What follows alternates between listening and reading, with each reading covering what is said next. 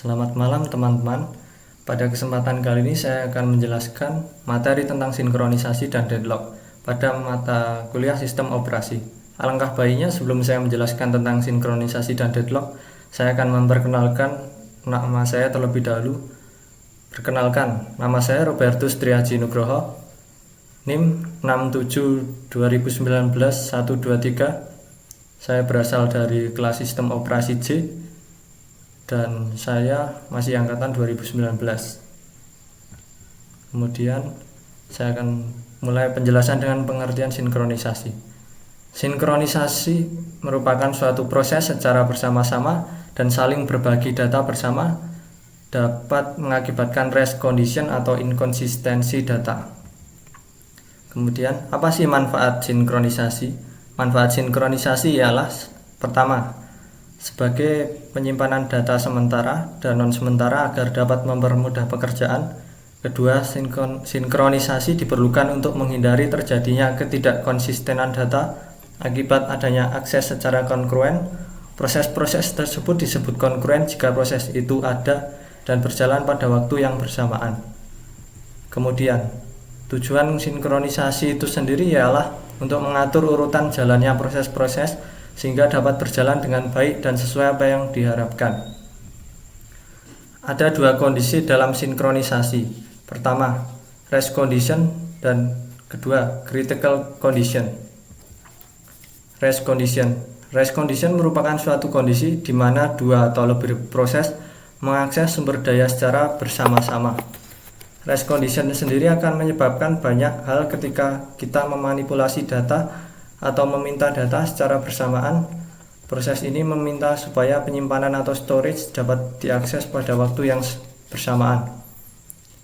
Kemudian ini adalah ilustrasi tentang race condition itu sendiri. Race condition ini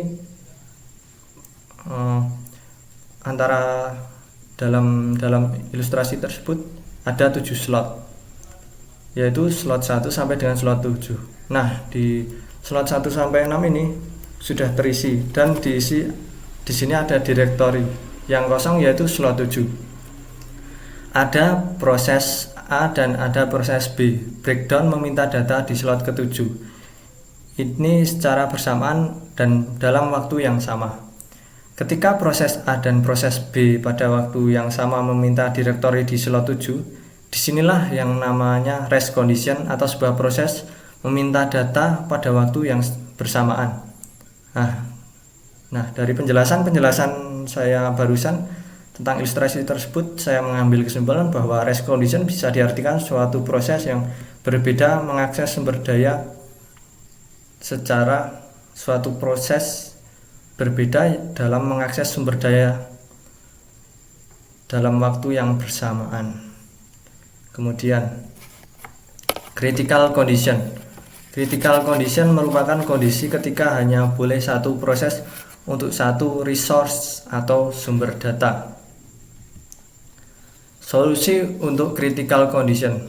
Pertama, mutual exclusion. Apa sih mutual exclusion itu?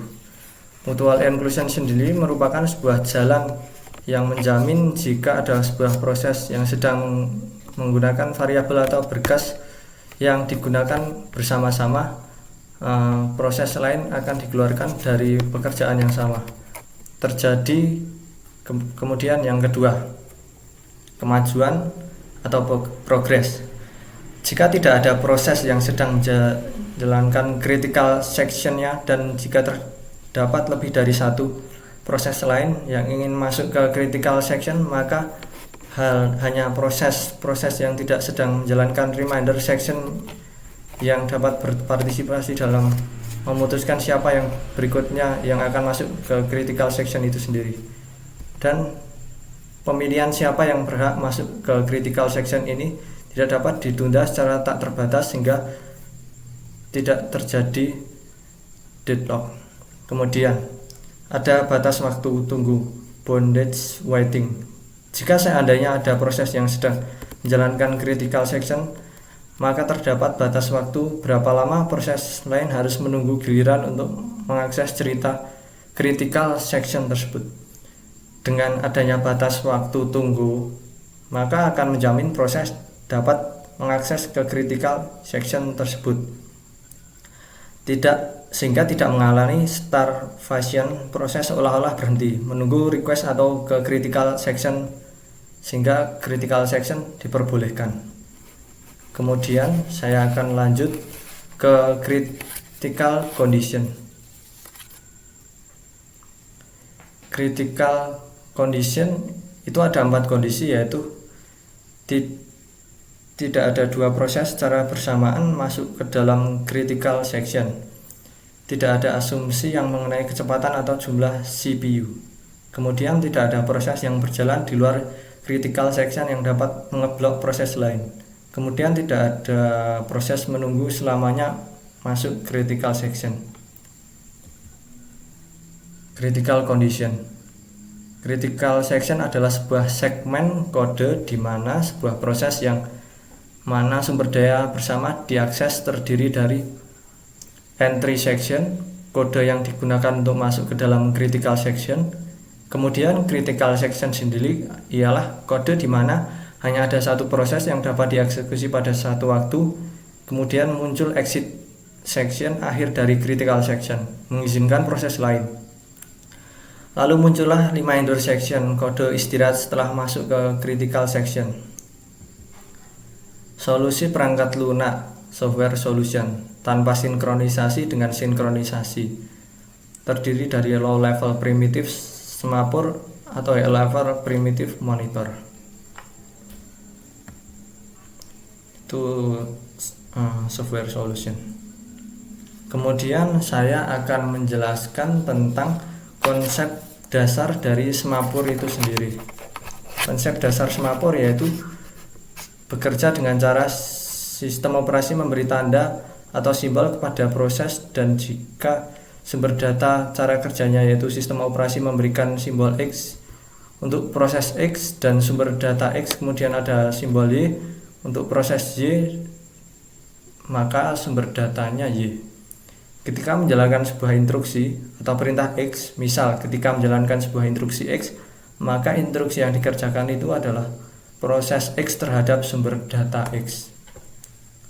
Ya, kurang lebih seperti itu konsep singkat dari semapur itu sendiri. Kemudian akan saya lanjutkan ya. Semapur. Di semapur itu terdapat operasi down. Operasi ini menurunkan nilai semapur. Jika nilai semapur menjadi non positif, maka proses yang mengeksekusinya diblok. Kemudian operasi up. Operasi up menaikkan nilai semapur jika suatu proses atau lebih diblok pada semapur itu tidak dapat menyelesaikan operasi down. Maka salah satu dipilih oleh sistem dan menyelesaikan operasi down-nya. Kemudian problem klasik pada sinkronisasi. Pertama itu problem bounded buffer. Jadi problem bounded buffer itu ialah problem atau masalah buffer atau buffering suatu struktur data untuk menampung buffer suatu nilai di mana kapasitasnya tertentu atau terbatas. Reads and writes problem adalah problem yang memodelkan proses yang mengakses database. Misal, ini timbul ketika ada 2 proses atau lebih data yang sama, dan yang dimaksud di sini bisa berbentuk buffer, file atau objek dari suatu program. Dinding Philosophers problem merupakan salah satu masalah klasik dalam sinkronisasi.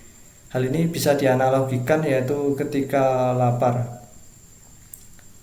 Iya, itu analogi filsuf akan mengambil 2 buah sumpit di tangan kiri dan tangan kanan dan makanan. Namun ada kalanya hanya diambil 1 sumpit saja. Namun jika ada filsuf yang mengambil 2 buah sumpit, maka 2 filsuf di samping filsuf yang sedang makan harus menunggu sampai sumpit ditaruh kembali. Hal ini dapat diimplementasikan dengan wait atau signal. Jadi seperti itulah problem klasik pada sinkronisasi. Kemudian deadlock. Deadlock adalah suatu kondisi di mana dua proses atau lebih saling menunggu proses yang lain untuk melepaskan resource yang sedang dipakai. Karena beberapa proses itu saling menunggu, maka tidak terjadi kemajuan dalam kerja proses tersebut yang menyebabkan jalan buntu atau kebuntuan, atau itu bisa disebut juga dengan deadlock sih. Ya, ini ada video yang menjelaskan tentang singkat apa itu deadlock itu sendiri.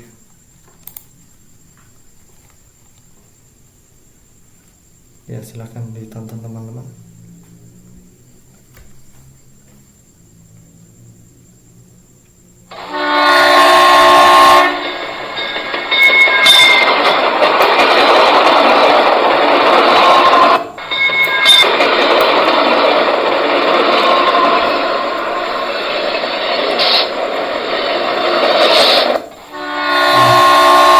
Di sini ada dua kereta yang bertabrakan melambangkan deadlock itu sendiri, yaitu dua proses yang saling bertabrakan. Cara pencegahannya, sebelum terjadi deadlock maka dibuatkan dua jalur agar proses itu tidak terjadi bertabrakan atau deadlock. Nah itu, atau salah satu proses dibatalkan, itu juga bisa mencegah deadlock. Nah, ini teman-teman contoh metode menghadapi deadlock. Double deadlock. Syarat mutual exclusion. Sebenarnya selangkah spoiling sumber daya. Kelemahan dapat menyebabkan chaos. Hold and wait. Meminta sumber daya di awal langkahnya, namun kelemahannya sulit memperkirakan di awal dan tidak optimal. No preventive. Mengambil sumber daya di tengah proses. Ya, seperti itulah. Namun hasilnya proses tidak akan baik. Circular wait. Penomoran permintaan sumber daya. Sehingga kelemahannya tidak ada penomoran yang memuaskan semua pihak. Nah, sekian penjelasan dari saya. Terima kasih karena telah menyaksikan video ini ya. Nah, ini dia banyak sekali sumber-sumber yang saya ambil sebenarnya. Dan ada dari blog Slide Player ya. Barangkali ada pertanyaan bisa dikirim lewat email student saya, yaitu 672019 123, dan itu email saya robertusac267@gmail.com. Ya, terima kasih karena sudah menonton video. Jangan lupa like and subscribe di channel saya. Selamat malam dan selamat beraktivitas kembali teman-teman.